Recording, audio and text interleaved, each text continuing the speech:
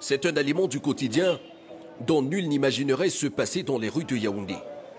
Le pain, une denrée de plus en plus rare et de plus en plus chère depuis l'explosion des cours du blé.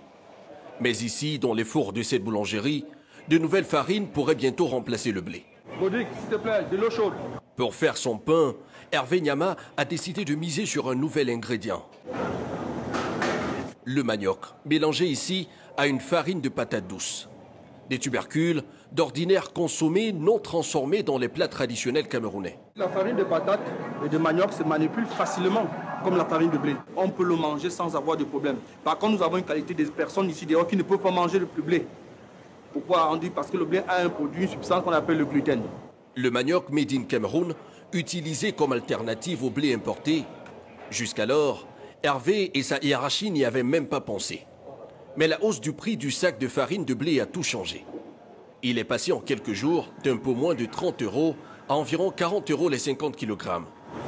Une hausse provoquée par la baisse des importations depuis le début de la guerre en Ukraine.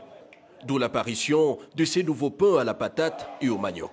Nous sommes en phase d'expérimentation, c'est-à-dire que pour voir comment est-ce que ça va se comporter. Mais le retour que nous avons jusqu'ici, je peux dire, il est très positif. La crise ukrainienne est un élément qui nous a boosté. Ayant vu donc la flambée de la farine du blé, ça nous a boosté à accélérer la production et l'utilisation de la farine typiquement locale. 2 € le pain de patates douces, 1 € celui au manioc. Des prix bien supérieurs au traditionnel pain de blé. Mais la clientèle est au rendez-vous, séduite par l'idée de consommer des ingrédients locaux. Des pains à base de farine bio, je trouve que c'est intéressant, c'est bien parce qu'enfin on va consommer du local. Nous devons commencer à consommer des produits de chez nous.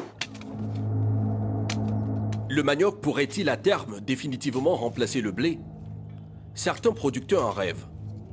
Ce tubercule, facile à faire pousser sur des sols pauvres, résiste aux chaleurs tropicales.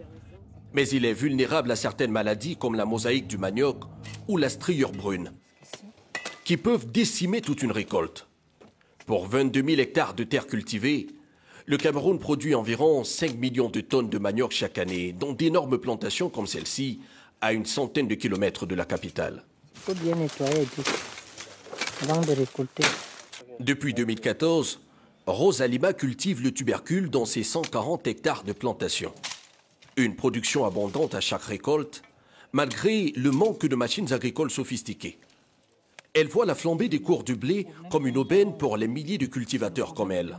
Il y a des variétés qui donnent 30 tonnes à l'hectare et d'autres qui font 35 tonnes à l'hectare. Les producteurs de manioc peuvent répondre à tout type de demande, que ce soit à l'intérieur du pays, que ce soit dans la zone CEMA, que ce soit en Afrique et voire à l'Occident. À condition que le gouvernement nous apporte un appui dans la mécanisation. Avec l'arrivée de la guerre de l'Ukraine, où la farine de blé a grimpé tout d'un coup, chaque jour mon téléphone n'arrête pas de sonner.